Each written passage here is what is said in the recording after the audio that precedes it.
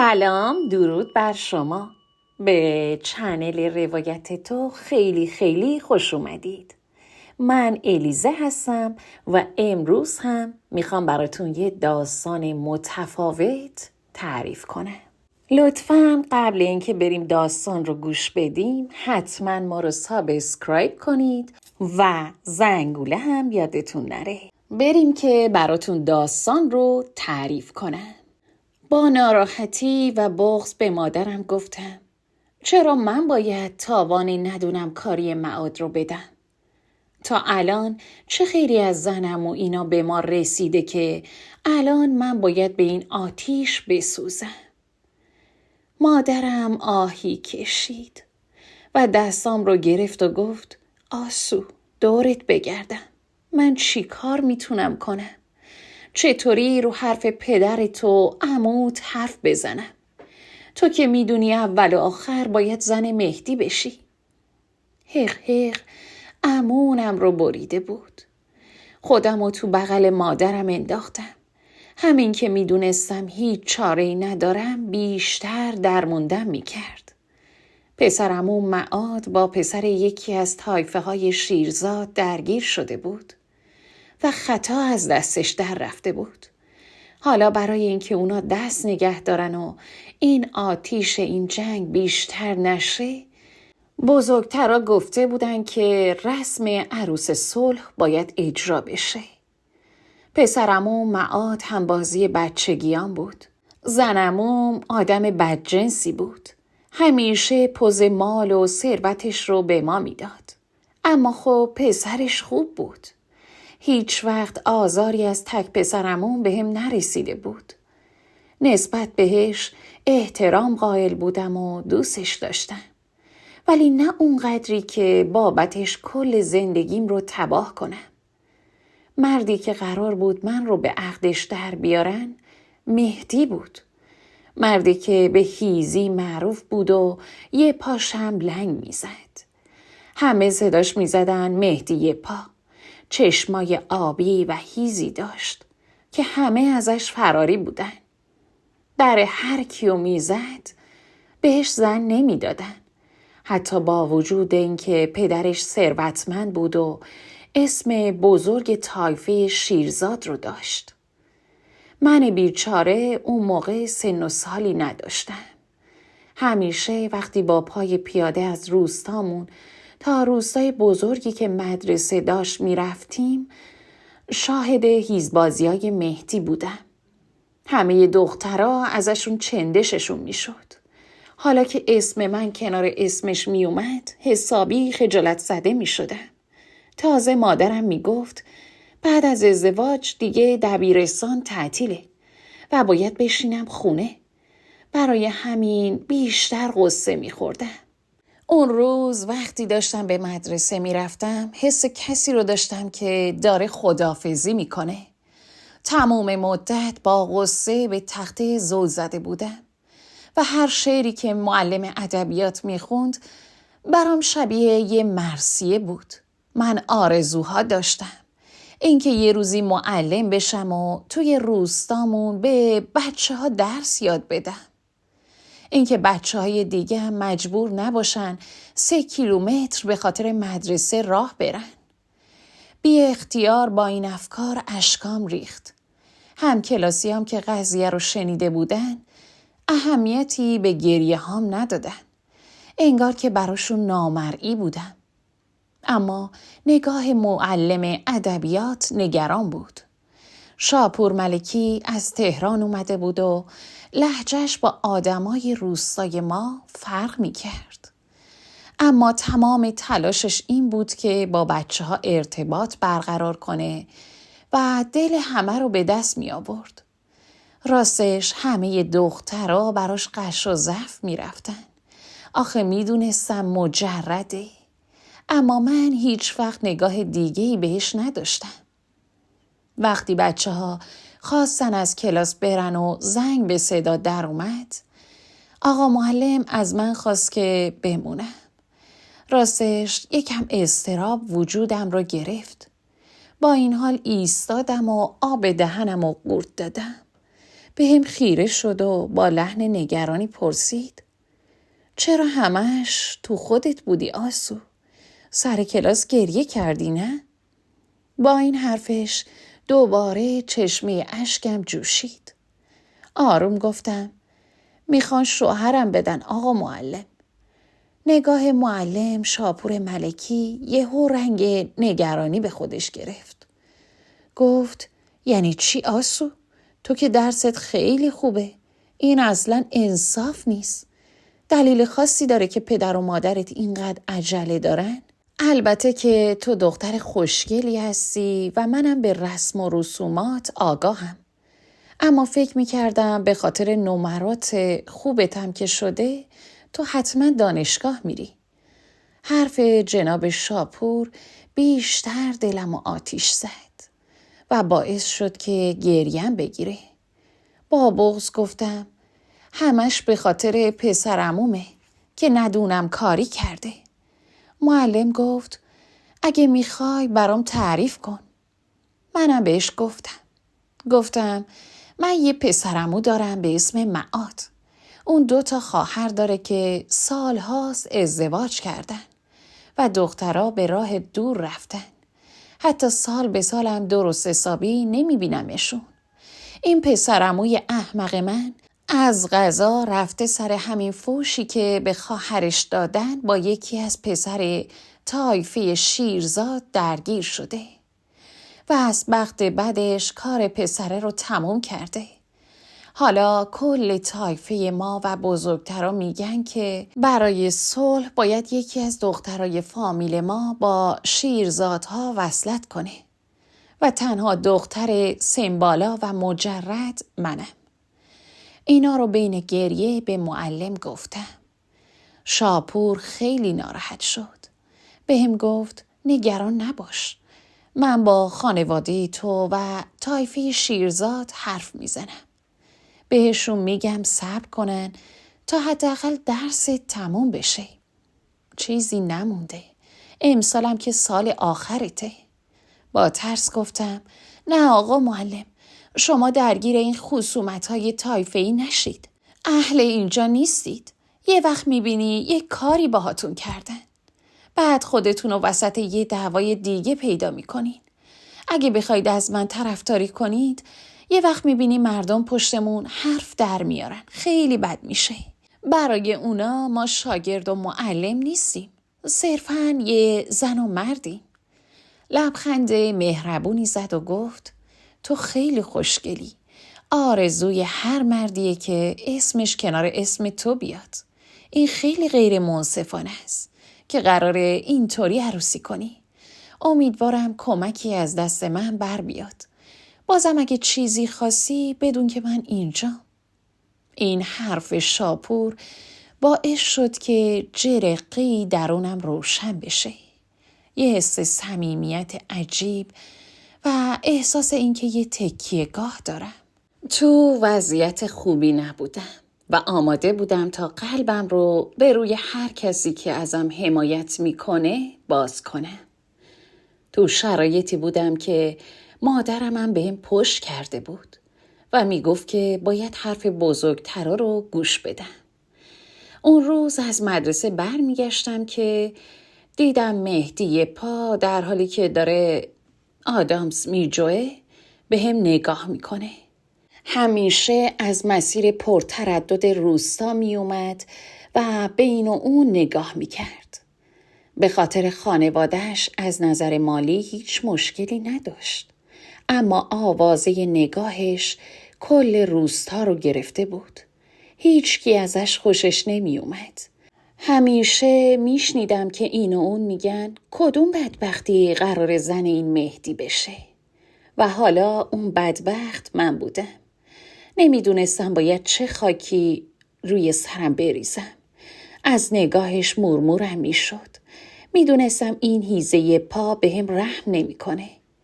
تو همین فکر و خیال ها بودم که دیدم مهدی داره سمتم میاد. پشیمون شدم که تنهایی دارم این مسیر رو میرم. کاش کسی همراهم بود که اون جسارت اینو نمی کرد که بیاد پیشم. اومد کنارم. به هم گفت بعد مالی نیستی یا؟ بهش تشر زدم و گفتم برو اونور، نزدیک من نیا. پوزخندی زد و گفت فردا پس فردا زن من قراره بشی. برای چی داری ناز میکنی؟ وقتی دیدم با عصبانیت نمیشه ازش خلاص بشم، به خاطر همین از راه ملایمت وارد شدم. گفتم دیگه بدتر، همین جوریشم کلی پشت سرمون حرف و حدیث هست. اگه من و تو رو با هم ببینن فکر میکنن که من و تو از قبل با هم بستیم و آبرومون میره. گفت از خدات باشه که من شوهر تو بشم. خیلی مهربونم. ممکن بود گیر آدم خوبی نیفتی و بدبخت بشی. منم تایید کردم. مهدی نمیدونست برای من کل این قضیه فرقی با بدبختی نداشت. حتی اگه با پسر شاه پریون هم ازدواج میکردم احساس بدبختی میکردم. تا وقتی که نتونم درسم رو ادامه بدم من خودم رو بدبخت به حساب می آوردم. وقتی دید سگرمه هام تو همه و به هیچ وجه قرار نیست بهش پا بدم لنگون ازم دور شد. وقتی رفتم خونه مامانم داشت سفره غذا رو میذاشت و آبجی کوچیکم با بازی گوشی بهش کمک میکرد. وقتی سر سفره نشستیم با حرفی که بابا گفت لقمه تو گلوم پرید و به سرفه افتادم. اون گفت که دیگه بهتره کم کم مدرسه رو جمع کنی. بهتره بشینی ور دل مادرت و گلدوزی یاد بگیری و جهازتو آماده کنی. هر چه زودتر قراره که ازدواجتون سر بگیره. پس خودتو سر درس و کتاب آواره نکن. یه لیوان آب خوردم و بغضم و قورت دادم. بی هیچ حرف اضافه‌ای جواب دادم چشم آقا. اما وقتی با مامانم به مطبخ رفتم خودم رو روی زمین انداختم و های زدم زیر گریه و گفتم مامان چرا بهش نمیگی؟ چرا بهش نمیگی که آسو نمیخواد ازدواج کنه؟ مامانم گفت به همون دلیلی که تو هم نمیتونی بگی و همه زبون درازیات پیش منه و جلوی آقا چشم میکنی. این بچه بازی‌ها رو تموم کن آسو. تو با مهدی ازدواج میکنی. با قهر به اتاقم رفتم و تا خود صبح اونجا گریه کردم. صبح وقتی داشتم دست و رومو میشستم دیدم که چشام چقدر باد کرده و دلم برای خودم میسوخت. من چی از دخترای هم سن و سالم کم داشتم که باید سرنوشت من اینطوری میشد. من همیشه کارای درست انجام داده بودم. چرا خدا منو دوست نداشت و چنین چیزی رو توی بخت من نوشته بود؟ من نیتم از درس خوندنم خیر بود. نمیخواستم که هیچ دختری بی سواد بمونه.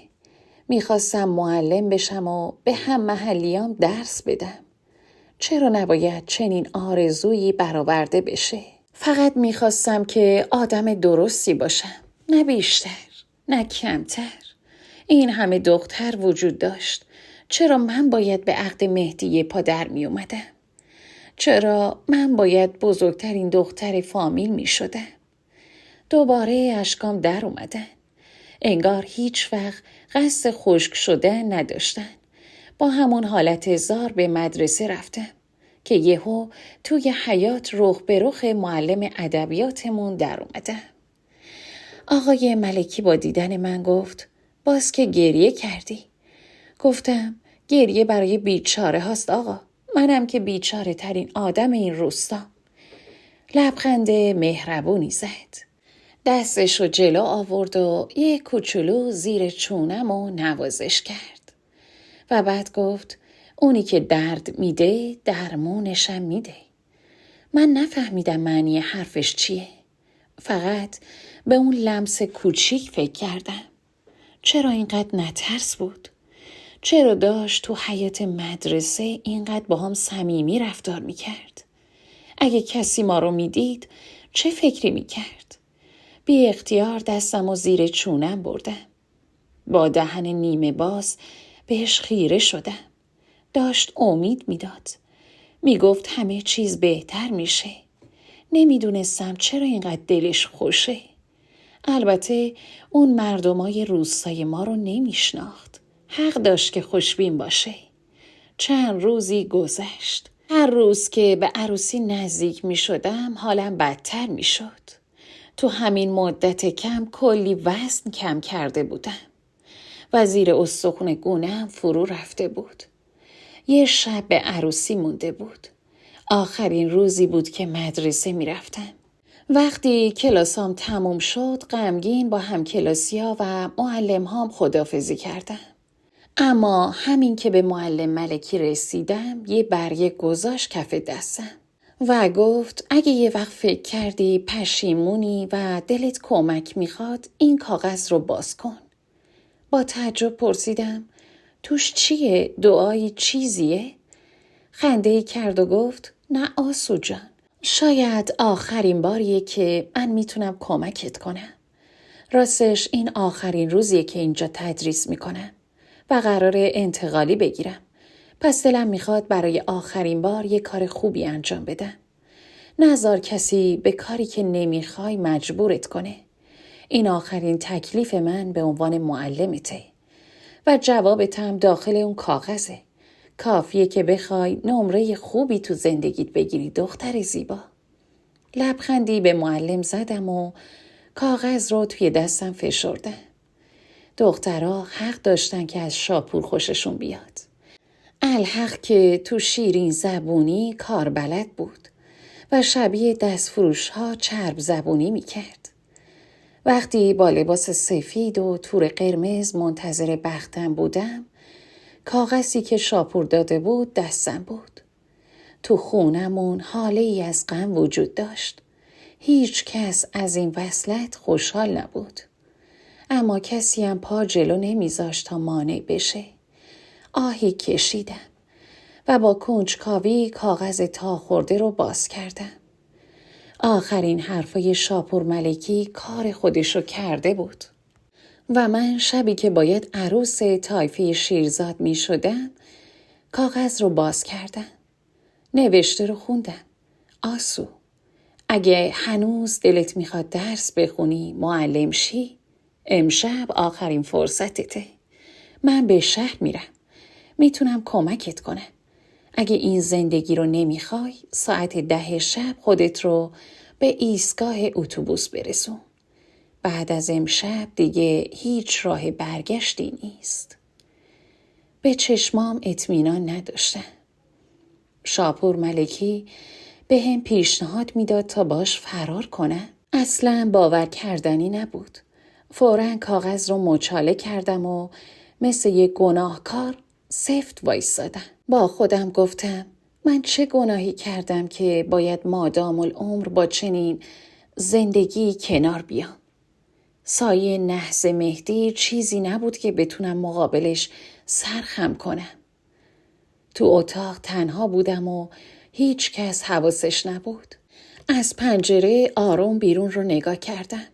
مردای زیادی روی فرش پهن شده تو حیاط نشسته بودن و داشتن حرف می زدن و یکی هم داشت سخنرانی می کرد و یه دست نوازنده منتظر بودن تا حرف بزرگترا تموم بشه و شروع کنن به نوازندگی و مجلس عروسی شروع بشه. تصمیممو گرفتم. فوری یه لباس توی بغچه پیچیدم و از اتاق رفتم بیرون. سر راهم صدای زنایی رو میشنیدم که داشتن مادرمو صدا میکردن تا بیاد منو برای عقد آماده کنه. نفسم تو سینم حبس شد.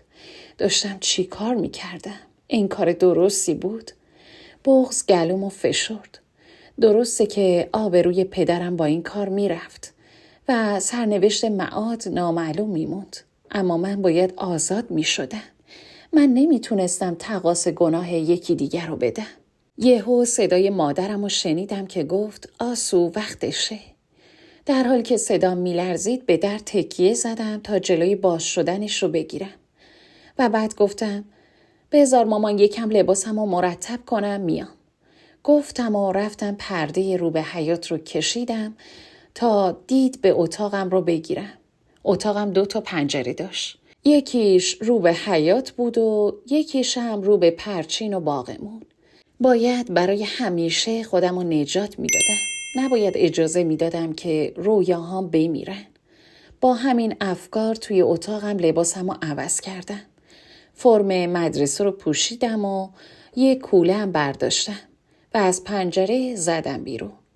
بدون اینکه به عقب نگاه کنم فقط میدویدم. تا جایی که ممکن بود از داخل باغ میرفتم تا هیچ دیدی به من نداشته باشه. بدون کفش بودم اما برام هیچ اهمیتی نداشت. همینطوری داشتم میدویدم. نمیدونم چقدر طول کشید تا خودم رو به ایستگاه رسوندم. البته ایستگاه که چه عرض کنم. یه جاده بود که معمولاً اتوبوس از اونجا رد میشد. دویدم و آقای ملکی رو دیدم. دستی براش تکون دادم. اتوبوس نگه داشته بود و آقای ملکی هم میخواست سوار اتوبوس بشه. رفتم و خودم رو بهش رسوندم و گفتم منم همراهتون میام آقا. منم میخوام معلم بشم. لطفاً این خوبی رو در حقم بکنید. نمیتونم اینجا بمونم و زندگیمو تباه کنم. تو رو خدا منم همراه خودتون ببرید. تنها مسافرای این روستا ما بودیم و اتوبوس تقریبا خالی بود. معلم رو به راننده گفت که کرایه‌مون رو حساب کنید. رفت و کرایه رو حساب کرد و با همدیگه ردیف آخر نشستیم. دستامو تو هم قفل کرده بودم. هرچی از روستا دورتر می شدم ضربان قلبم بیشتر می زد. با خودم می گفتم یعنی الان آقام و مادرم تو چه حالین؟ یعنی فهمیدن که من سوار اتوبوس شدم. با همین فکر و خیالا خوابم برد. اولین بار بود که سوار اتوبوس می شدم. برای همین با وجود استرس تکونای اتوبوس باعث شدن که خوابم ببره. آدما سوار می شدن و پیاده می شدن. اما ما به مقصد نمی رسیدیم.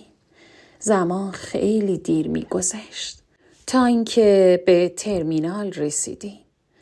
اتوبوس نگه داشت و آقای ملکی گفت باید از اینجا سوار اتوبوسایی که به تهران میرن بشیم. نگاهمو چرخوندم.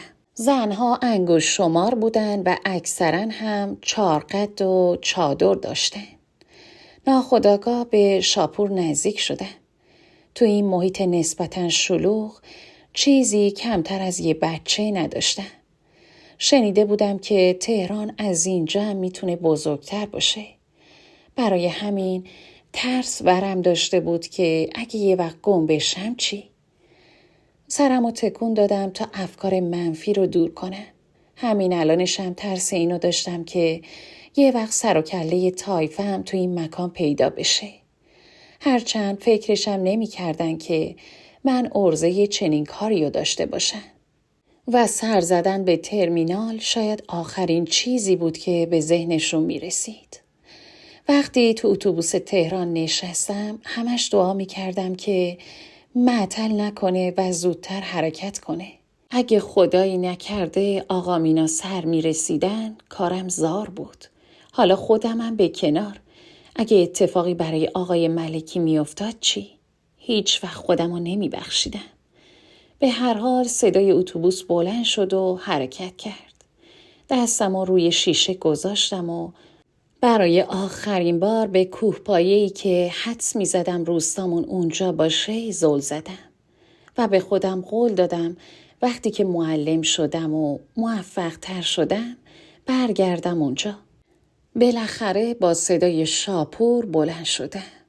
آروم گفت رسیدیم تهران آسو، بیدار شو. چشامو باز کردم. به اطرافم نگاه کردم. این ترمینال بزرگتر از قبلی بود. دوست داشتم هر چه زودتر شهر رو ببینم. یه چیزایی شنیده بودم. اما دیدن چه ماند به شنیدن. با ذوق از اتوبوس پیاده شدم و کولم و روی دوشم جابجا کردم. شاپور جلوتر از من راه میرفت و منم پشت سرش حرکت میکردم.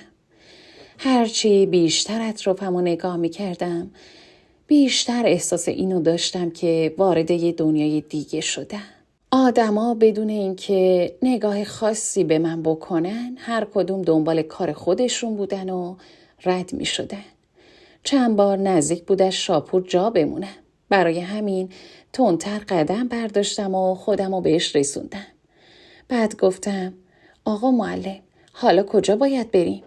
بدون اینکه نگاهم کنه گفت یه جایی رو برات پیدا کردم. امشب اونجا میمونی، فردا هم میریم دنبال کارای درست و دانشگاه و مدرسه و هر چی که لازم داشته باشی.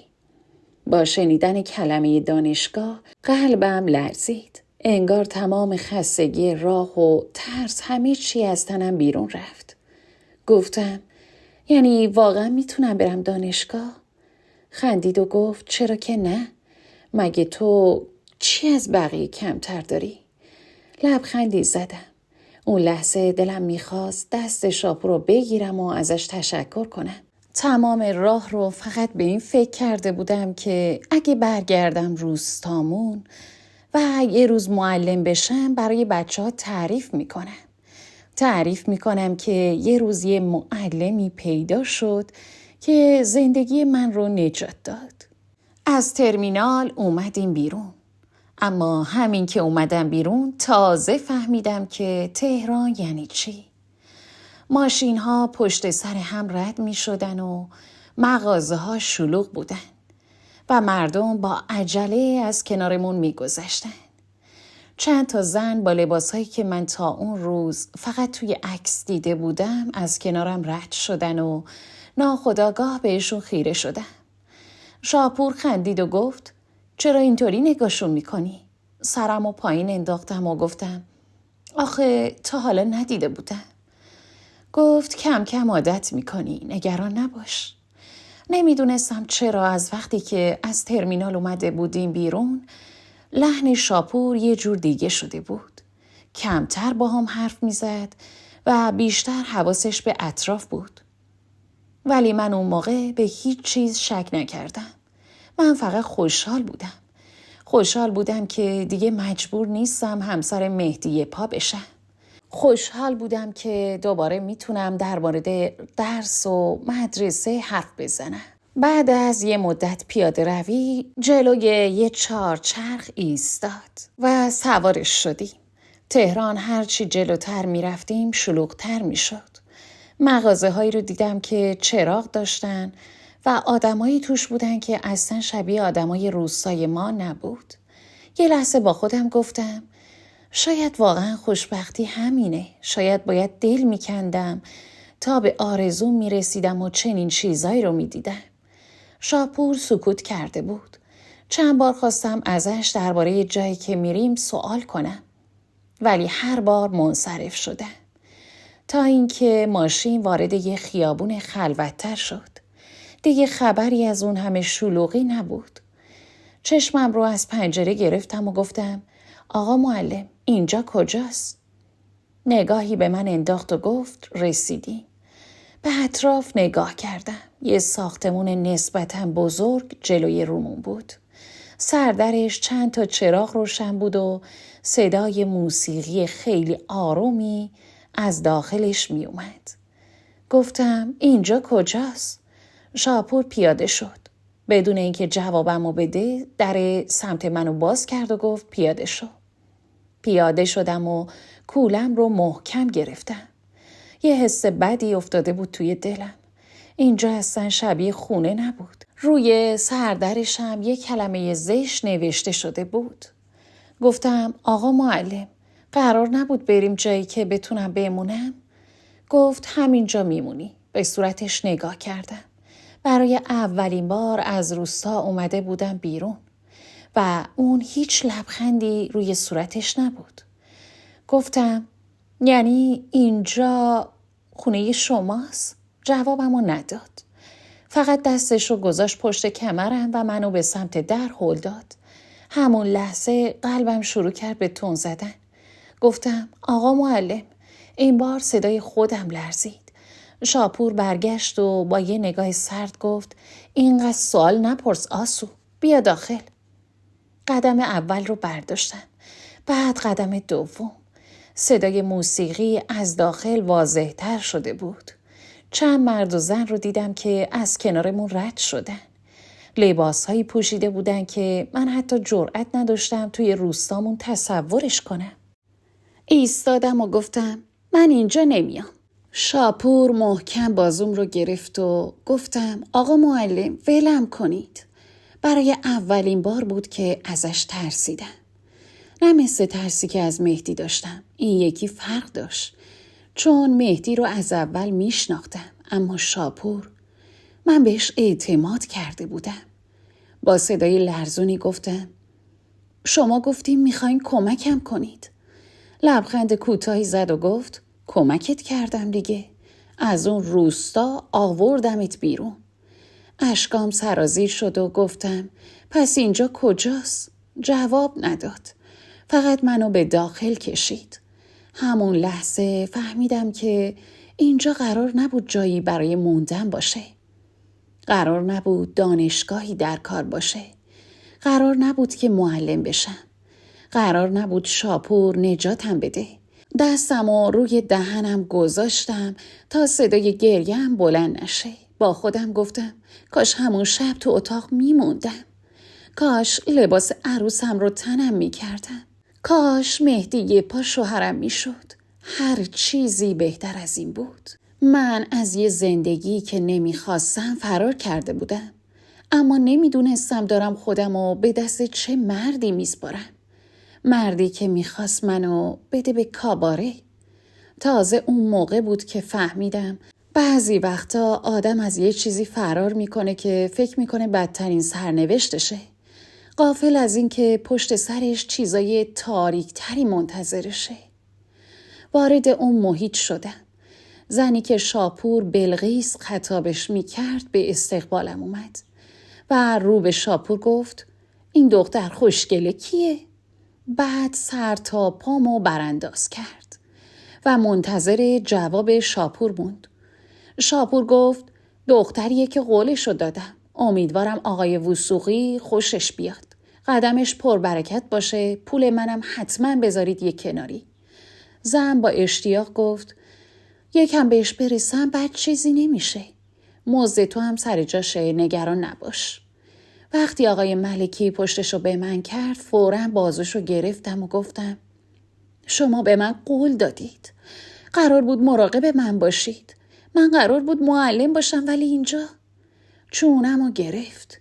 سرشو آورد نزدیک و گفت قرار معلم باشی. اما بعد اینکه آموزه های بلقیس رو یاد گرفتی. از پشت حاله اشک رفتنشو تماشا کردم. از ناراحتی میخواستم بالا بیارم. اما بلقیس نذاشت که زیاد به رفتن ملکی خیره بمونم. بازومو گرفت و گفت همراه بیا. همراه بلقیس به اتاقی رفتم که پر از وسایل بزک دوزک و لباسای جلف بود. من رو نشون جلوی آینه، خودشم پشتم قرار گرفت. از همون آینه زل زد به چشمام و گفت همه اولش مثل تو هن. اما من بهت یاد میدم چطوری مثل کسی رفتار کنی که انگار برای این کار زاده شده. اولش سخته، اما همین دستپاچگی و پاکیت قرار حسابی برای آقای وثوقی پول در بیاره. آب دهنم رو قورت دادم. دستش رو روی شونم گذاشت و گفت همینجا بمون، من برم صغرا رو خبر کنم تا دستی به بر و روت بکشه. چقدر که زیر ابروت پشم داره. باید برداریش تا چشای خوشگلت بزنه بیرون. وقتی از اونجا بیرون رفت احساس کردم که بالاخره میتونم نفس بکشم. بلند شدم و اطراف رو از نظر گذروندم.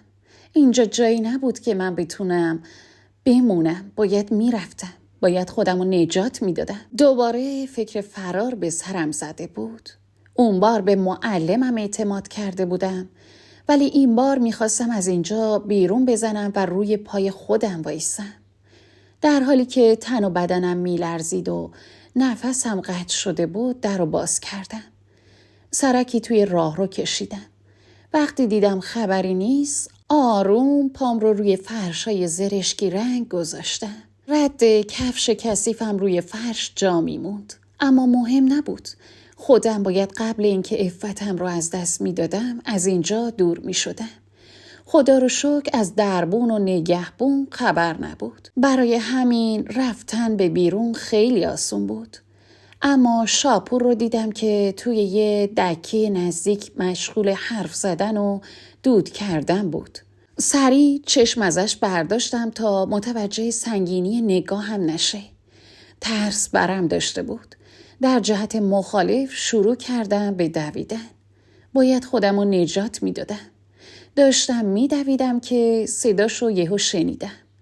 از پشت سر صدام می زد و می گفت وایسا آسو، تو اینجا رو نمیشناسی، گم میشی.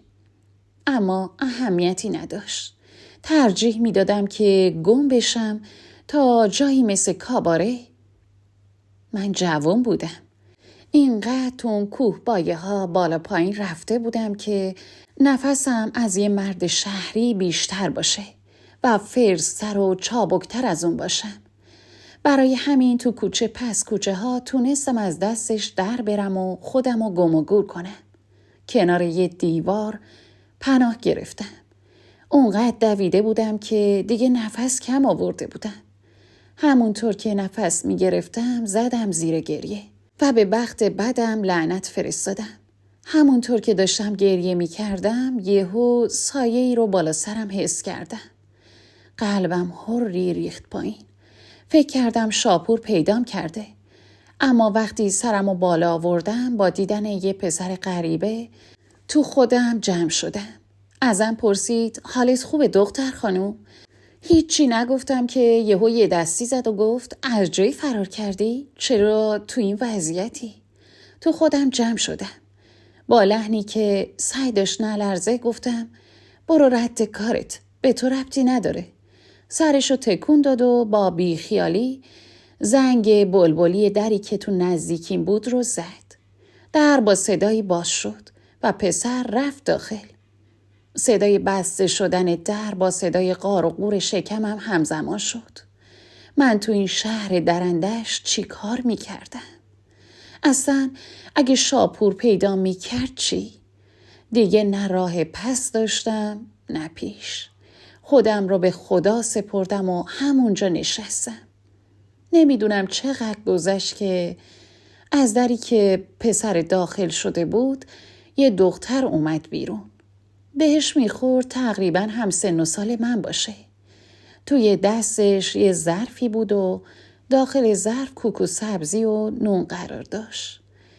گرفتش سمتم و با صدای لطیفی گفت داداش فریبرز گفت که اینو برات بیارم. وقتی دید هیچ عکس العملی نشون نمیدم ظرف رو گذاشت کنارم و ادامه داد اگه کسی دنبالته خوبیت نداره اینطوری بمونی بیرون. من با داداشم و مامانم زندگی میکنه. میتونی بیای امشب رو اینجا بگذرونی واسه فردا هم خدا بزرگه.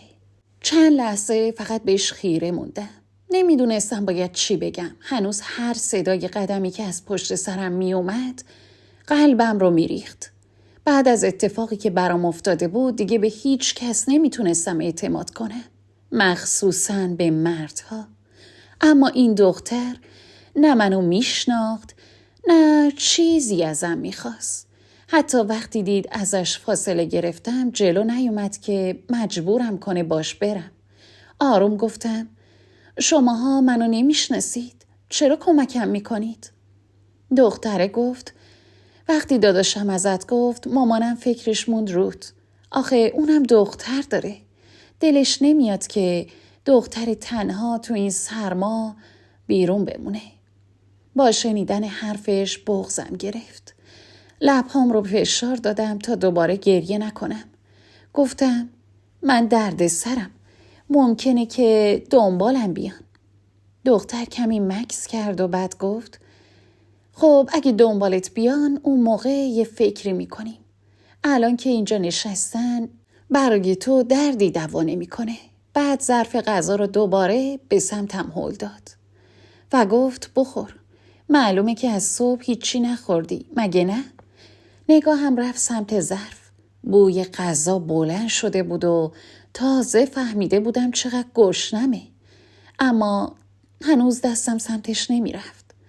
دختر خندید و گفت نگران نباش. مسمومت نمی کنیم. برای اولین بار بعد از چند ساعت یه لبخند کوچیک روی لبم نشست. گفتم اسمم آسوه، اسم تو چیه؟ جواب داد فرشته. اسمش رو چند بار توی ذهنم تکرار کردم. فرشته. یه جورایی به خودش می اومد. موهای مشکی و بلندش رو داخل چادر گلگلیش برده بود. چند دقیقه هیچ کدوممون حرف نزدیم. من چند تا لقمه همونجا خوردم و بعد از چند تا لقمه بی اختیار اشکام ریخت. سری نگام کرد و گفت چی شد؟ سرمو تکون دادم و گفتم هیچی. گفت غذا بده؟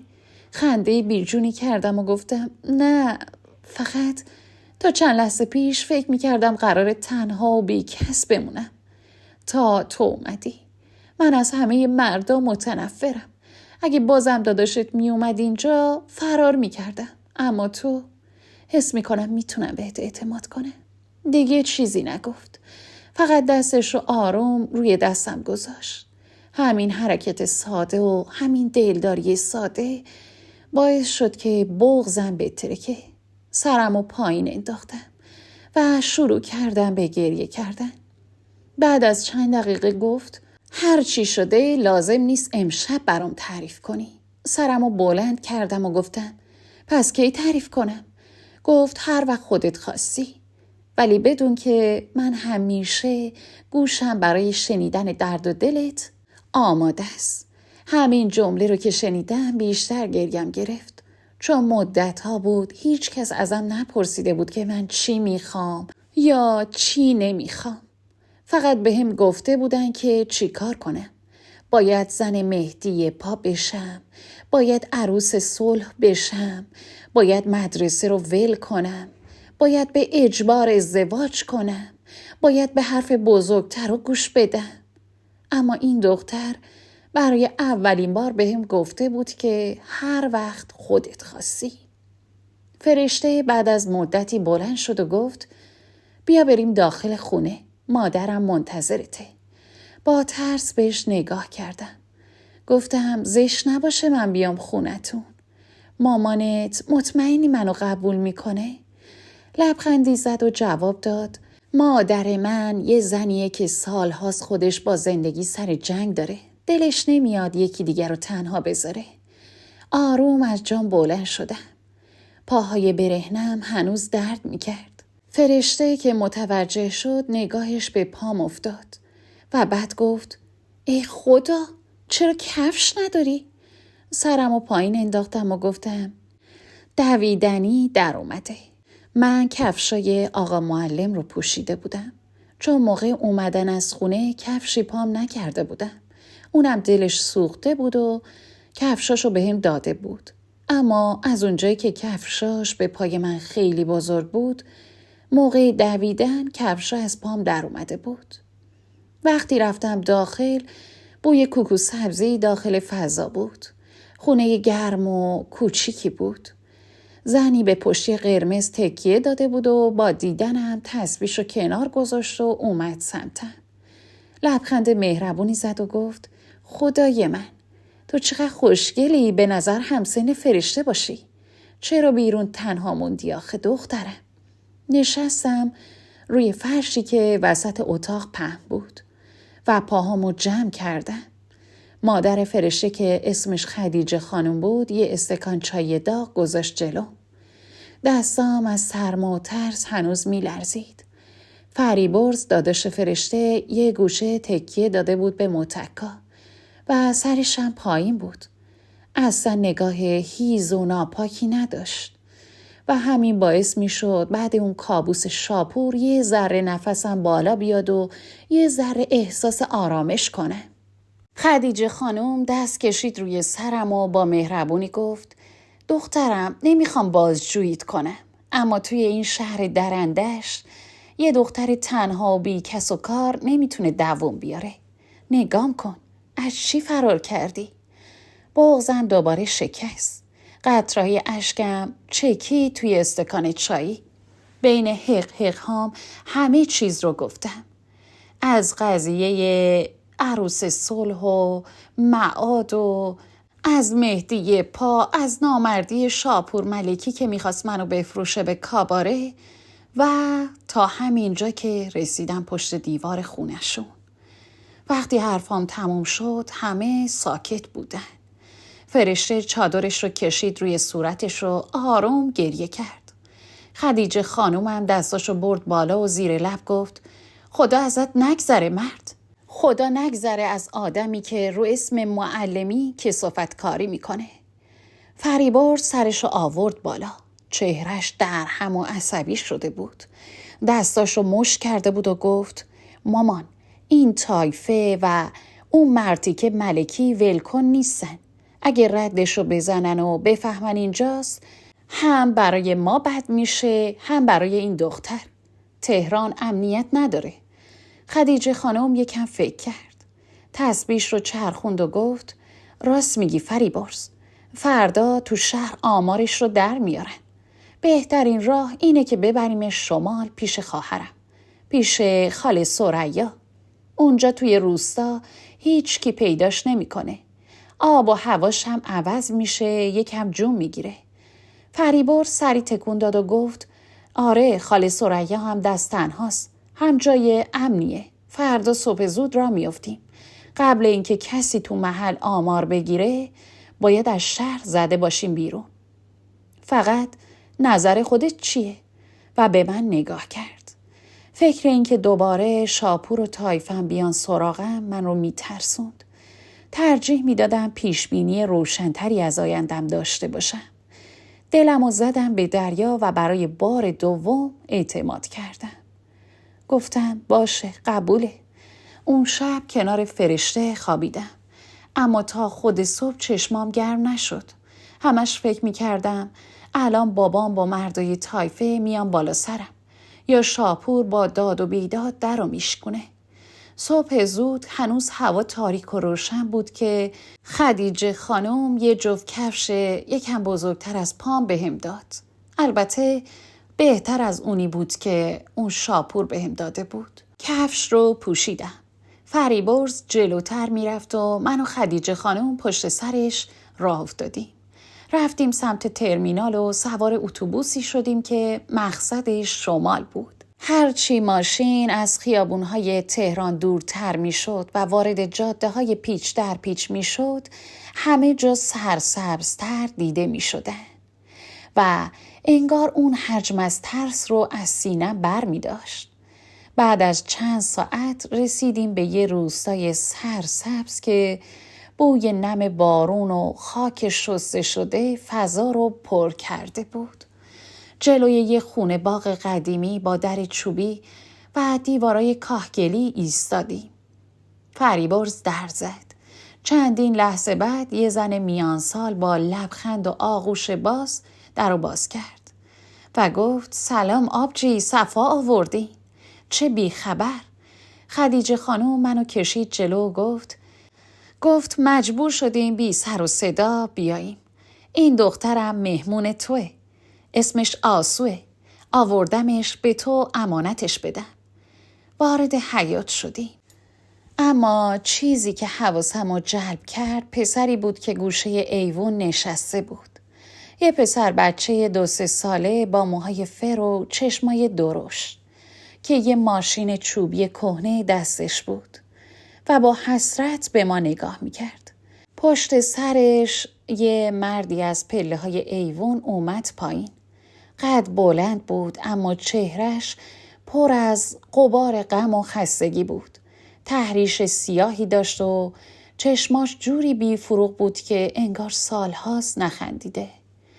ثریا خانم رو کرد به من و گفت آسو جان این پسرمه خسرو. 2 سالی میشه که زنش خدا بیامرز رفته رحمت خدا. اینم پسر کوچیکش کیانه. خسرو نگاه کوتاهی به من انداخت و سرشو به نشونه احترام پایین آورد و آروم گفت خوش اومدید. صدای خسرو بم و پر از غصه بود. نگام افتاد به کیان کوچولو که آستین باباشو گرفته بود و با تعجب بهم زل زده بود. تو همون نگاه اول انگار درد مشترکی تو چشمای من و اون بچه جریان داشت. خسرو بدون اینکه حرف دیگه‌ای بزنه دست کیان رو گرفت و آروم رفت سمت انتهای حیاط، جایی که چوبای هیزم رو انبار کرده بودن. حتی راه رفتنش هم سنگین بود. انگار یه چند صد کیلویی روی دوشش بود. خدیجه خانم و ثریا خانم رفتن داخل ایوون و شروع کردن به پچ پچ کردن. مشخص بود که خدیجه خانم داره سیر تا پیاز ماجرا رو برای خواهرش تعریف میکنه. ثریا خانم هم هر از گاهی بر میگشت و با چشمای پر از تأسف به هم نگاه میکرد و میگفت لا اله الا الله. من همونطور که وسط حیاط ایستاده بودم و نمیدونستم باید چی کار کنم، کیان کوچولو از پشت انبار هیزم سرک کشیده بود و با اون چشمای درشت و مشکیش بهم زل زده بود. لبخندی بهش زدم و آروم چند قدم رفتم سمتش. ازم نترسید ولی فقط بیشتر بهم خیره شد. روی 2 پا نشستم و گفتم سلام کوچولو، این چیه؟ جوابی نداد. فقط آستین بلوز کهنش رو کرد تو دهنش. ثریا خانم از روی ایوان صدام زد و گفت آسو جان بیا اینجا دخترم، چرا اونجا ایستادی؟ بیا یه چای دبش شمالی بخور تا خستگیت در بره. رفتم بالا و روی ایوان نشستم. ثریا خانم یه استکان چای داغ و یه تیکه نون محلی گذاشت جلو. فریبرز که حواسش جمع بود رو کرد به خاله ثریا و گفت خاله این دختر اینجا امانته. کسی نباید بفهمه از کجا اومده و قصهش چیه. اگه کسی پرسید بگید دختر یکی از آشناهای دورمون توی تهرانه که اومده چند وقتی پیش ما بمونه تا آب و هواش عوض شه. ثریا خانم دستش رو گذاشت رو سینه‌ش و گفت خاطر جمع باش فریبرز جان. این بچه هم مثل دختر خودمه. هیچکی هیچی نمیفهمه. بعد از ظهر همون روز خدیجه خانم و فریبرز بعد از کلی سفارش کردن خداحافظی کردن تا برگردن تهران. وقتی رفتن انگار دوباره یه وزنه سنگین افتاد روی سینه. حس غریبی و تنهایی داشت خفم میکرد. اما همین که یاد مهدی پا و کاباره شاپور میافتادم خدا رو شکر میکردم که اینجا. ثریا خانم خیاطی میکرد و خرج خونه رو میداد. خسرو هم از صبح میرفت زمینهای کشاورزی مردم کارگری میکرد و غروب با دست خاکی و خسته برمیگشت. تو این مدت کیان کوچولو که مادری ندیده بود و ثریا خانم هم وقت نمی کرد که مدام حواسش بهش باشه خیلی تنها بود. لباساش اکثرا کثیف بود و غذای درست و حسابی نمی خورد. چند روز اول فقط گذری بهشون نگاه می کردم. اما روز 4 طاقت نیاوردم. دیدم کیان گوشه حیاط افتاده و داره گریه میکنه. خسرو هنوز از سر کار بر نگشته بود و ثریا خانومم رفته بود خونه همسایه سفارش لباس رو تحویل بده. دویدم سمتش، بغلش کردم. مثل پر کاه سبک بود. گفتم الهی آسو دورت بگرده. گریه نکن عزیزم. چیزی نشده که. بردمش سر حوض. دست و صورتش رو شستم و روی دستشم با یه پارچه تمیز بستم. کیان که تا اون روز هیچ توجهی از کسی ندیده بود آروم شد. سرش رو گذاشت روی شونه ها و دستش رو دور گردنم حلقه کرد. تو همون حال بودیم که در چوبی حیاط با صدای بدی باز شد. خسرو با بیل روی دوشش و قیافه خسته وارد شد. تا منو دید که کیان رو توی بغلم گرفتم و دارم باش حرف میزنم و میخوابونمش سر جاش خشک شد. خسرو چند لحظه خیره موند به من و کیان. بدون اینکه حرفی بزنه سرش رو پایین انداخت و رفت سمت حوض. تا دست و صورتش رو بشوره. اما از همون روز یخ رابطمون شروع کرد به آب شدن. کیان شده بود تمام زندگی من. موهای فر خوشگلش رو شونه می زدم و باش بازی می کردم. ثریا خانومم که زحمتای منو می دید انگار دنیا رو بهش داده بودن. هر از گاهی هم خسرو غروبها بر می گشت و وقتی می دید که پسرش خندون تمیز سر سفره نشسته نگاهش پر از تشکر می شد. اما هیچ وقت تشکر نمی کرد. یه روز غروب وقتی ثریا خانم رفته بود مسجد و خسرو هم داغون و خسته از سر کار برگشته بود، کیان توی بغلم خوابش برده بود. خسرو کنار ایوان نشست و زل زد به غروب. برای اولین بار خودش سر صحبت رو باز کرد. گفت آسو خانم، قبل از شما این بچه خندیدن رو یادش رفته بود. تو بهش زندگی دادی، آرامش دادی. نمیدونم چطور ازت تشکر کنه. لبخند تلخی زدم و گفتم راستش اون به من حس مفید بودن داده. من از یه جهنم فرار کردم. احتیاج داشتم به این آرامش. خسرو آهی کشید و نگام کرد. تو چشماش یه همدردی عمیق بود. گفت شنیدم که چی به سرت اومده. آدمی که بذاره یه دختر مثل تو این بلاها سرش بیاد آدم نیست. از همون شب نگاه‌های ما رنگ دیگه‌ای گرفت. خسرو مرد سکوت بود، اما مهربونیش تو عملش بود. وقتی بارون میبارید حواسش بود که چکمه هام دم در باشه. برام همیشه یه مشمع هله هوله میخرید. و منم با تمام وجودم مراقب کیان و خودش بودم. کم کم دلم براش تپید. عشق آروم و صبور و ریشه‌دار توی دلمون جوونه زد. اما یه چیزی ته دلم مثل خوره روحم رو میتراشید. آرزوی معلم شدن. یه روز که خسرو دید روی کاغذ کهنه با مداد کوتاه کیان شعر مینویسم، کنارم نشست. گفت هنوز دلت با درسه نه؟ با بغض گفتم تمام دنیام بود خسرو. اما شناسنامه ندارم، کارنامه ندارم. همه چی تو روستا جا موند. خسرو هیچی نگفت. اما 2 روز بعد صبح زود اومد لباس تمیزش رو پوشید و رفت شهر. غروب که برگشت یه پوشه دستش بود. نفس نفس میزد. پوشه رو داد دستم. بازش که کردم باورم نمیشد. خسرو رفته بود و با کمک یکی از آشناهاش که رئیس همون حوزه بود و دست خیر داشت صحبت کرده بود. بهشون گفته بود که شناسنامه‌اش تو آتش سوزی سوخته. اونا هم استعلام گرفته بودن و دادخواست داده بودن تا یه المثناشو جور کنه. و قرار بود برای دیپلمم بتونم توی امتحانات شرکت کنم.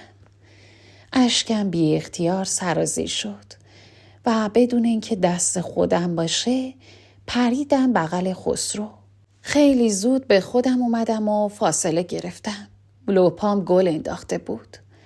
خسرو توی چشمام زل زد و گفت نذار هیچ کس باعث بشه که از آرزوها دست بکشی آسو. من همیشه پشتتم. چند ماه بعد روزای من فشرده و پر از تلاش شد. روزها به کیان می رسیدم و خیاطی یاد می گرفتم و شبها تا صبح بیدار می موندم و درس می خوندم. خسرو برام کتابای دبیرستان رو از شهر امانت گرفته بود و گاهی وقتا شبا برام چایی می آورد و می گفت معلم آینده بخون که کیان باید بهت افتخار کنه. بالاخره خرداد ماه رسید. خسرو با موتور کهنش منو می برد شهر تا تو امتحانات شرکت کنم. اونم پشت در حوزه می نشست و منتظرم می موند. بالاخره امتحانات تموم شدن و خیلی زود کارنامه‌ام اومد. با نمره‌های عالی دیپلمم رو گرفته بودم. همون روزا بود که سجل جدیدم هم آماده شد وقتی اسم آسو رو روی شناسنامه‌ام دیدم، حس کردم که بالاخره یه هویت مستقل دارم که مال خودمه، نه مال طایفه‌ای که میخواستن قربونیم کنن. غروب همون روز توی باغ پشت خونه خسرو جلوم ایستاد. کیان یه دسته گل سرخ توی دستش داشت. اونو دادش به من. خسرو هم دستاشو تو هم قفل کرد و سرشو بالا آورد و با صدایی که از شوق میلرزید گفت: آسو، تو شناسنامه‌تو گرفتی، دیپلمتو گرفتی. حالا اجازه میدی که اسم من کنار اسم تو این شناسنامه بیاد؟ اجازه میدی که مادری کیان رو واقعی کنی و منم تا آخر عمر نوکریت رو کنم؟ بغض گلومو فشرد. نگاهش کردم. مردی که تو تاریک ترین روزای زندگیم روشنی راهم شده بود.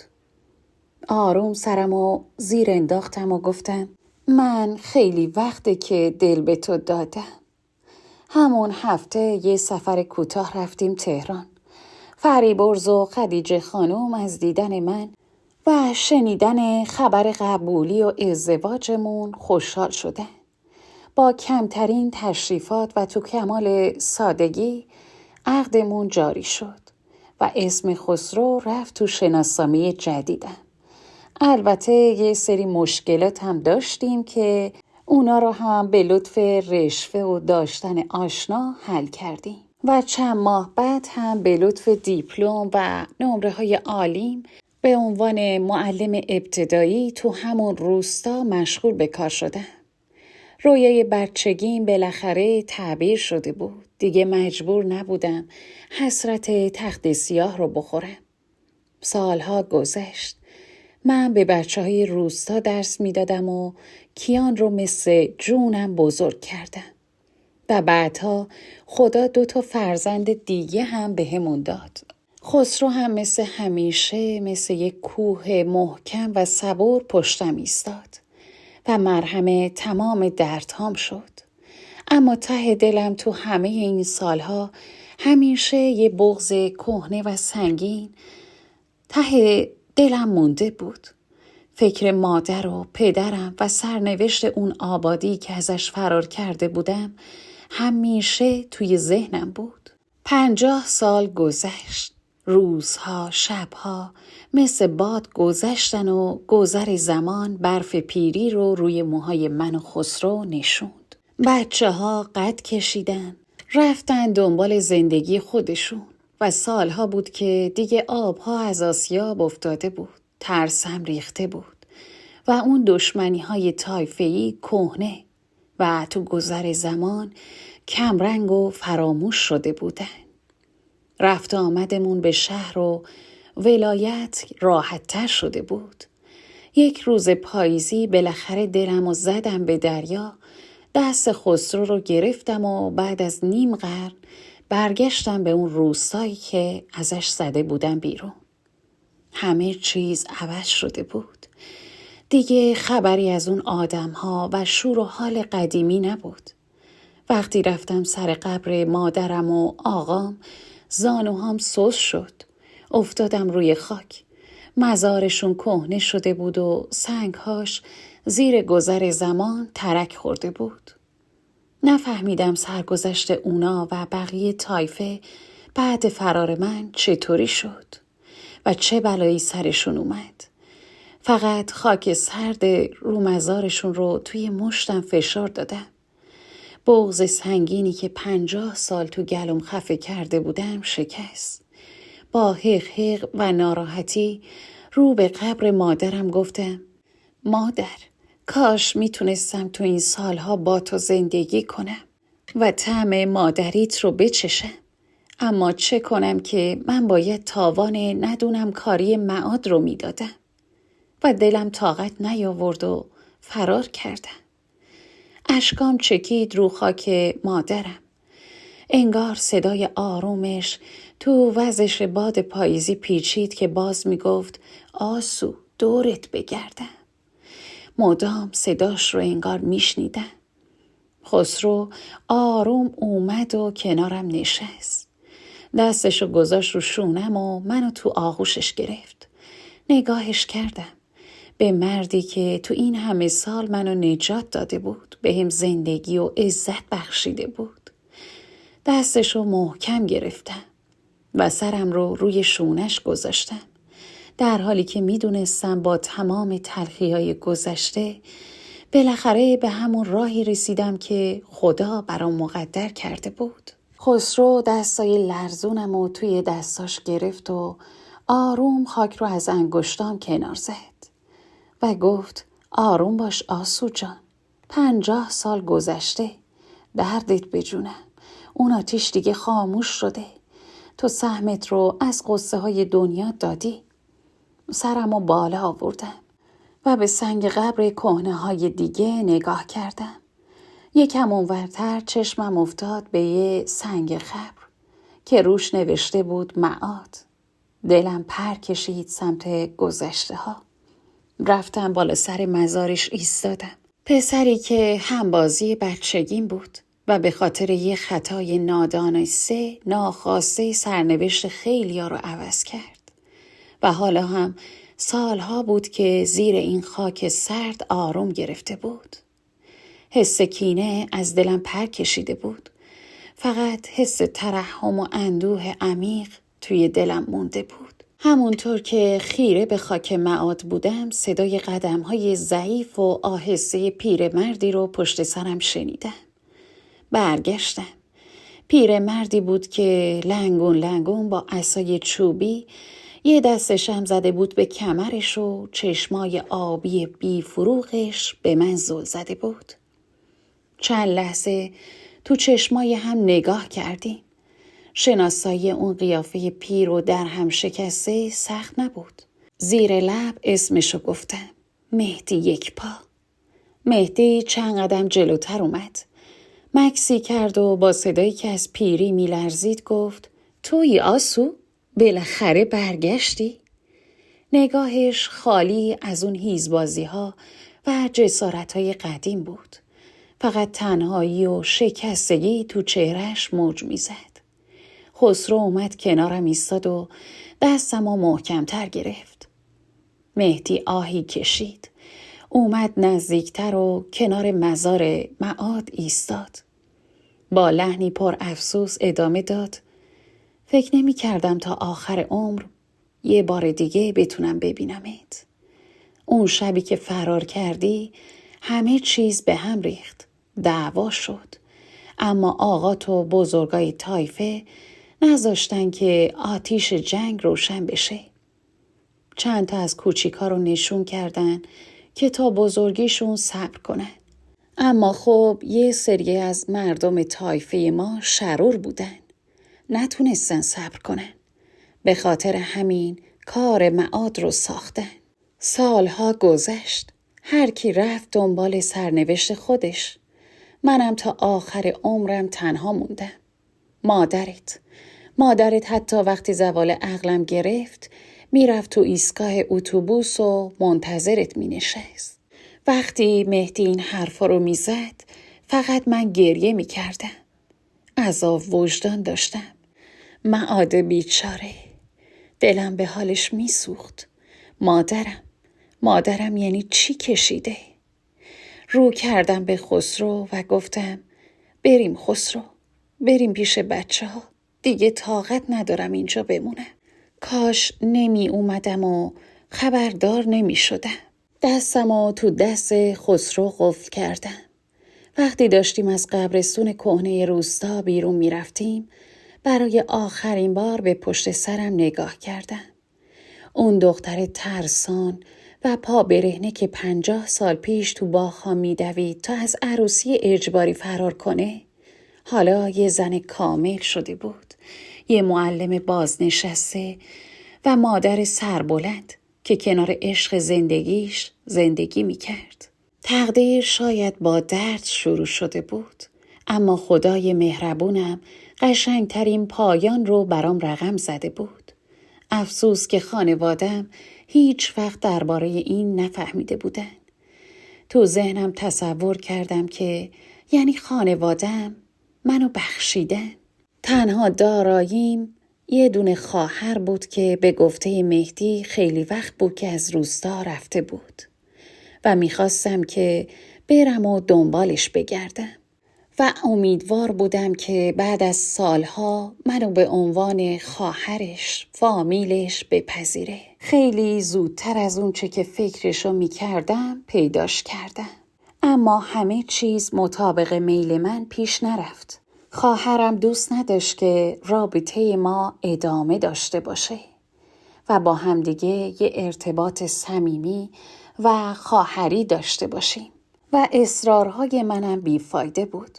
به خاطر همین منم به تصمیمش احترام گذاشتم و قبول کردم. دوستای گلم، ممنون از این که تا آخر داستان همراه ما بودید. لطفاً لایک و کامنت فراموش نشه و چنل ما رو هم دنبال کنید تا داستان‌های بعدی هم در خدمتتون باشیم. ممنون از همگی شما. خیلی خیلی دوستتون دارم. خدا نگهدارتون.